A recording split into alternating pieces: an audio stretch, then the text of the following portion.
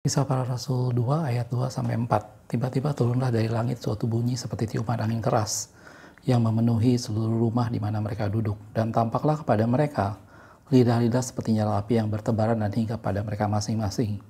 Maka penuhlah mereka dengan Roh Kudus, lalu mereka mulai berkata-kata dalam bahasa-bahasa lain seperti yang diberikan Roh itu kepada mereka untuk mengatakannya.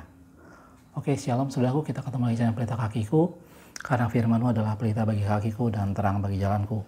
Baru minggu lalu kita merayakan Pentakosta, dan ayat yang tadi kita baca tentunya menjadi sesuatu hal di mana itulah peristiwa Pentakosta yang terjadi dalam masa perjanjian baru. Gitu ya, di mana pada waktu itu umat Tuhan penuh dengan Roh Kudus dan mereka berkata-kata dengan bahasa yang lain atau bahasa roh. Gitu ya. Saya yakin ayat yang barusan kita baca menjadi sesuatu hal yang sudah sangat biasa dan sudah sangat kenal buat kita semua, gitu ya.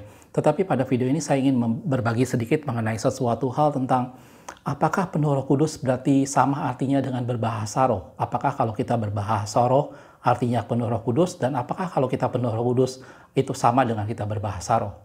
Gitu ya. Dalam firman Tuhan memang kita menemukan satu kondisi di mana dikatakan di sana bahwa mereka penuh Roh Kudus dan kemudian mereka berkata-kata dengan bahasa lain atau bahasa roh. Hal yang sama kalau kita lihat dalam firman Tuhan pada waktu Petrus melayani Cornelius, gitu ya. Mungkin kalau kita lihat sedikit saudaraku dalam Kisah Rasul 10 ayat 45-46 dikatakan, dan semua orang percaya dari golongan bersunat yang menyertai Petrus. Pada waktu itu Petrus bersama-sama dengan golongan bersunat ke rumah Cornelius, dan cerita lengkapnya saya yakin Anda sudah tahu. Mereka tercengang-cengang karena melihat bahwa karunia Roh Kudus dicurahkan ke atas bangsa-bangsa lain juga.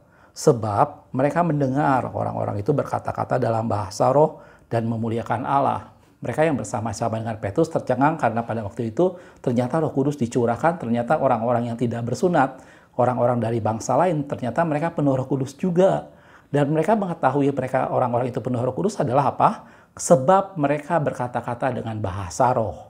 Gitu ya. Sehingga di sini digambarkan bahwa penuh Roh Kudus artinya sama dengan berbahasa roh. Dan kalau orang berbahasa roh artinya dia penuh Roh Kudus.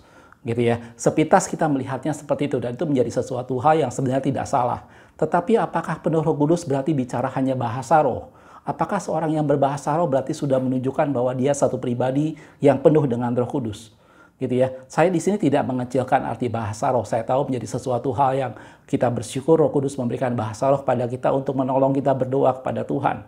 Gitu ya. Dengan roh kita berkomunikasi kepada Tuhan dari roh kita sendiri dengan keluhan-keluhan yang tidak terucapkan. Dan roh itu menolong kita berdoa karena kita tidak tahu apa yang harus kita katakan.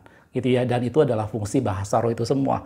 Tetapi apakah bahasa roh menjadi parameter, menjadi tolok ukur seseorang penuh Roh Kudus? Apakah kalau kita bicara seorang penuh Roh Kudus, maka dia harus ditandai dengan berbahasa roh? Gitu ya. Dari dua cerita tadi menjadi sesuatu hal bukti bahwa orang-orang yang bersama-sama dengan Petrus pada waktu itu melihat, mereka tercengang melihat orang-orang itu penuh dengan Roh Kudus, melihat orang-orang itu Roh Kudus dicurahkan ke atas mereka, sebab mereka melihat, mereka mendengar kalau orang-orang itu berkata-kata dengan bahasa roh. Gitu ya. Memang betul saudara, bahasa roh menjadi sesuatu hal yang awal mula, menjadi satu bukti fisik, menjadi satu bukti nyata bahwa seseorang penuh dengan Roh Kudus. Tetapi penuh Roh Kudus bukan berarti hanya bicara bahasa roh. Gitu ya saudaraku ya. Jadi kita bersyukur kalau kita semua penuh Roh Kudus dan berbahasa roh, kita bersyukur. Tetapi bukan berarti bahwa kalau kita sudah penuh Roh Kudus, kita sudah berbahasa roh, artinya otomatis kita penuh Roh Kudus. Penuh Roh Kudus jauh lebih besar. Penuh Roh Kudus jauh lebih berdampak daripada kita hanya berkata-kata dalam bahasa roh saja. Gitu ya. Jadi yang pertama yang ingin saya bagikan di sini, pertama adalah bahasa roh menjadi tanda awal, menjadi bukti awal seseorang penuh dengan Roh Kudus. Tetapi penuh dengan Roh Kudus bukan berarti hanya bicara soal bahasa roh. Gitu ya. Kita akan lihat beberapa hal dalam firman Tuhan. Apa kata firman Tuhan tentang orang-orang yang penuh Roh Kudus? Tadi kita lihat beberapa contoh bagaimana kemudian mereka berkata-kata dengan bahasa roh. Gitu ya. Sekali lagi, saya tidak mengecilkan arti bahasa roh, saudaraku ya. Tetapi kita akan sama-sama melihat dalam kacamata firman Tuhan apa saja sih yang terjadi dengan orang-orang yang penuh dengan Roh Kudus. Gitu. Kalau kita lihat dalam Kisah Rasul juga ada peristiwa di mana kemudian waktu itu penganiayaan mulai terjadi dan umat Tuhan mulai dianiaya, dan kemudian mereka berdoa bersama-sama, dan kemudian tempat itu dikatakan bergoyang dan mereka penuh dengan Roh Kudus. Tetapi yang terjadi di sana tidak dibilang kalau mereka berkata-kata dan bahasa roh. Kita lihat dalam Kisah Para Rasul 4 ayat 31 dikatakan ketika mereka sedang berdoa, bergoyanglah tempat mereka berkumpul itu. Dan mereka semua penuh dengan Roh Kudus. Yang terjadi kemudian, lalu mereka memberitakan firman Allah dengan berani. Sesuatu yang terjadi pada saat seorang penuh Roh Kudus, betul dia akan dia akan berbahasa roh. Tetapi juga di sini bicara soal sesuatu hal di mana orang mempunyai keberanian, orang mempunyai kemampuan untuk kemudian akhirnya menyampaikan firman Tuhan. Dalam firman Tuhan dikatakan bahwa kamu akan menerima kuasa kalau Roh Kudus turun ke atas kamu dan kamu akan menjadi saksiku. Roh Kudus turun ke atas kamu, maka kita menerima kuasa dan kuasa untuk menjadi saksi-saksi Kristus. Jadi penuh Roh Kudus bukan semata-mata bicara soal kita berbahasa roh, tetapi penuh Roh Kudus juga bicara bagaimana ada kemampuan ilahi pada Anda dan saya untuk melakukan suatu pekerjaan bagi Tuhan. Gitu ya. Penuh Roh Kudus bicara soal sesuatu di mana kita semua diubahkan, gitu ya. Nanti kita akan lihat dua hal yang saya lihat dalam firman Tuhan tentang seseorang yang penuh dengan Roh Kudus. Gitu ya. Tadi kita lihat dalam firman Tuhan bahwa mereka kemudian memberitakan firman Tuhan dengan berani. Kalau kita lihat dalam Perjanjian Lama, Anda teringat pada waktu peristiwa bagaimana kemudian Allah menyuruh Musa membangun tabernakel di padang gurun Sinai pada waktu itu. Gitu ya. Dan kalau Anda lihat kitab Imamat, aturan-aturan pembuatan itu menjadi sesuatu hal yang sangat rumit. Saudaraku, bahkan kalau kita hanya membacanya saja juga menjadi sesuatu hal yang cukup membingungkan. Anda bisa bayangkan apa yang terjadi dengan orang yang harus membuat itu semua. Gitu ya. Aturan mulai tiang penyangganya, aturan mengenai perkakas bait suci di sana, aturan mengenai penutupnya, dan semuanya menjadi satu aturan yang sangat rumit dan tidak mudah orang melakukan itu semua, terlebih mereka yang berada di padang gurun pada waktu itu. Dan firman Tuhan katakan bahwa di sana Allah memperlengkapi yang namanya Besaleel bin Uri bin Hur, dan kepadanya dipenuhi dengan Roh Kudus agar dia mempunyai kemampuan untuk membuat itu semua. Gitu ya. Mungkin kita lihat sedikit saudaraku ayatnya dalam Keluaran 31 ayat 2-3 dikatakan, lihat telah kutunjuk Besaleel bin Uri bin Hur dari suku Yehuda. Dilanjutkan, dan telah kupenuhi dia dengan Roh Allah, dengan keahlian dan pengertian dan pengetahuan dan segala macam pekerjaan. Jadi Anda bisa bayangkan mungkin kalau sekarang seorang arsitek dengan keterangan-keterangan yang kita lihat dalam kitab Imamat tentang Bait Allah, itu pun masih menjadi sesuatu hal yang cukup rumit. Bagaimana orang bisa membangun itu semua dengan ukuran, dengan bentuk yang sangat seperti yang digambarkan dalam firman Tuhan, gitu ya. Dan bagaimana Musa dikatakan bahwa dia melihat contoh di atas gunung itu dan kemudian Musa suruh membuat persis sama seperti yang di atas gunung, gitu ya. Jadi Musa harus mendeskripsikan kepada orang yang suruh membuatnya. Dan dalam firman Tuhan di sana dikatakan Besaleel, gitu ya, bin Uri bin Hur dari suku Yehuda, dia dipenuhi dengan Roh Allah untuk melakukan itu semua. Gitu ya. Jadi bicara soal penuh dengan Roh Kudus ini bukan semata-mata soal kita berbahasa roh. Bahasa roh menjadi sesuatu hal yang sifatnya personal, menjadi sesuatu hal yang sifatnya pribadi. Di banyak video saya pernah membahas bahwa bahasa roh bukan untuk pertunjukan, bahasa roh bukan untuk kita show off di depan orang lain dan menunjukkan seakan-akan kita punya rohani yang lebih dari yang lain, tidak. Gitu ya. Bahasa roh itu adalah alat yang Tuhan berikan untuk gimana roh kita berkomunikasi dengan roh Allah. Tetapi penuh dengan Roh Kudus sendiri ini bicara soal sesuatu di mana kita dikuasai dengan roh, bicara soal sesuatu di mana Allah memberikan kepada Anda dan saya kemampuan untuk melakukan sesuatu pekerjaan bagi kemuliaan nama Tuhan. Tadi dicontohkan dalam firman Tuhan, dikatakan mereka memberitakan firman Tuhan dengan berani. Besaleel bin Uri bin Hur dikatakan dia diberikan kemampuan untuk membuat sebuah perlengkapan perkakas bait Allah tadi. Gitu ya.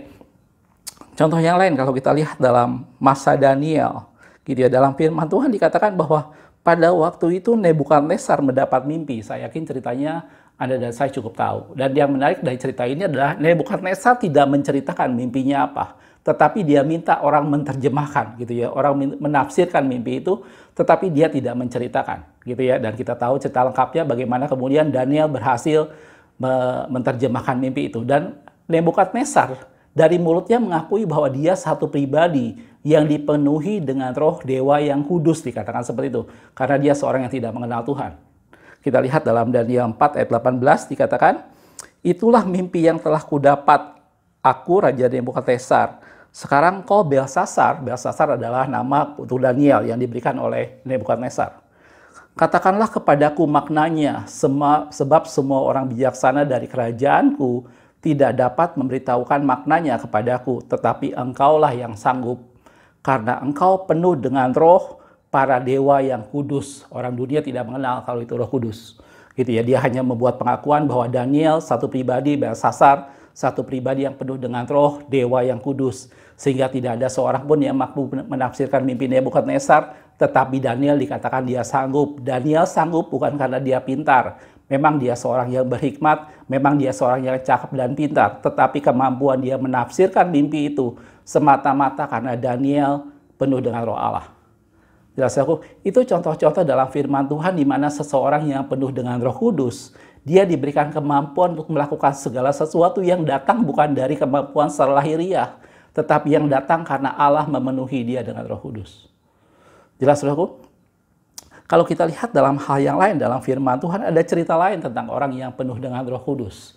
Anda ingat cerita pada waktu Yohanes Pembaptis gitu ya. Mungkin kita jarang mendengar cerita tentang bagaimana Yohanes Pembaptis penuh dengan Roh Kudus.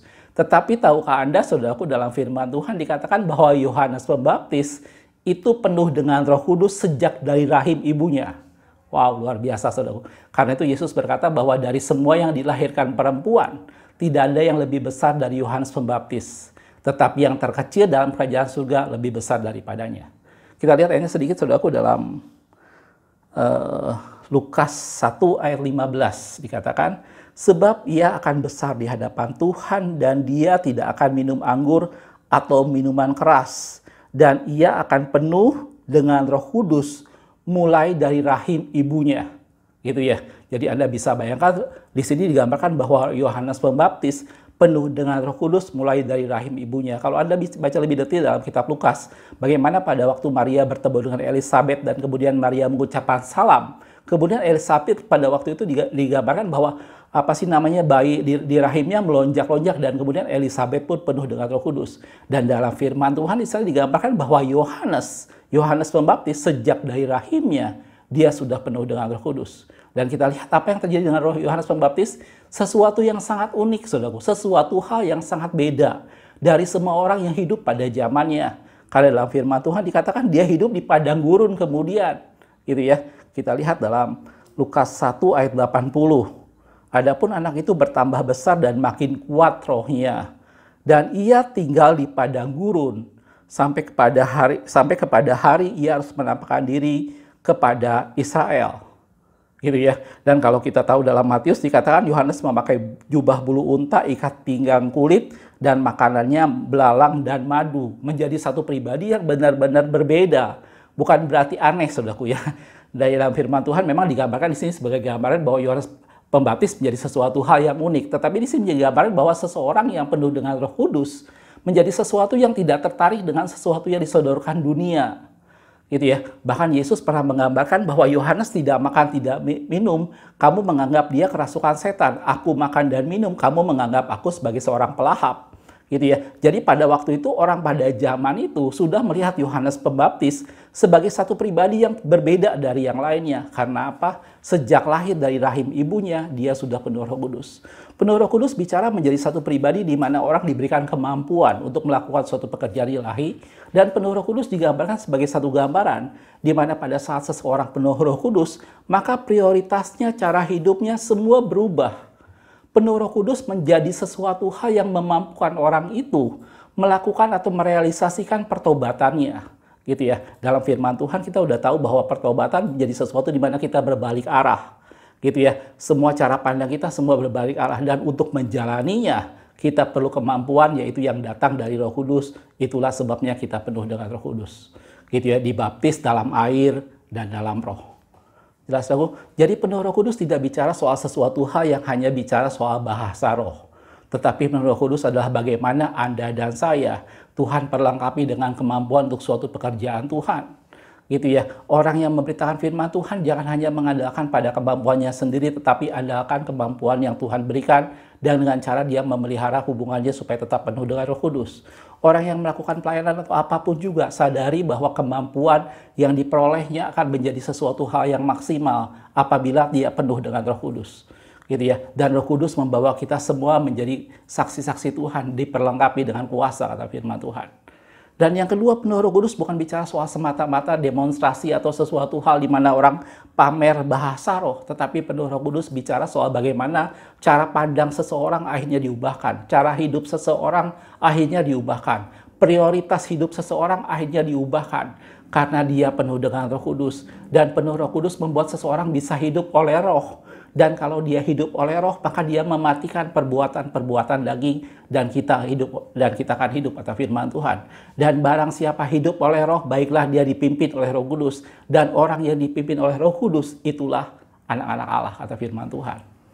Jelas, Roh? Jadi penuh Roh Kudus menjadi sesuatu hal di mana kita semua diubahkan Tuhan. Gitu ya. Ini menjadi sesuatu hal yang totalitas yang terjadi pada tubuh, jiwa, dan roh kita. Pada tubuh mungkin nampak tanda jasmani di mana kita berkata-kata dengan bahasa roh. Gitu ya. Pada roh kita menjadi satu hal kelahiran yang baru. Pada jiwa kita menjadi sesuatu di mana Allah memperlengkapi kita dengan hikmat, dengan kemampuan untuk melakukan suatu pekerjaan Allah. Prioritas kita semua berubah. Gitu ya. Dan itu yang digambarkan dalam firman Tuhan, satu pribadi yang penuh dengan Roh Kudus. Tentunya ada banyak hal yang lain kalau kita lihat dalam firman Tuhan, bagaimana seorang yang penuh Roh Kudus kemudian akan berbuah-buah, bagaimana seseorang yang penuh Roh Kudus kemudian dia akan menjauhi dosa dan dia hidup dalam kekudusan, dan banyak hal dalam firman Tuhan tentang digambarkan tentang seseorang yang penuh dengan Roh Kudus. Gitu ya. Mudah-mudahan video yang sederhana seminggu setelah kita merayakan Pentakosta itu membuat kita semua mengerti. Mari Anda dan saya kita penuh dengan Roh Kudus setiap hari. Mari pelihara hubungan yang baik. Mari bergaul intim dengan Tuhan supaya Anda dan saya kita penuh dengan Roh Kudus. Dan kalau kita penuh dengan Roh Kudus, maka kita akan berkata-kata dengan bahasa yang baru, menjadi sesuatu hal yang pribadi komunikasi dengan Tuhan.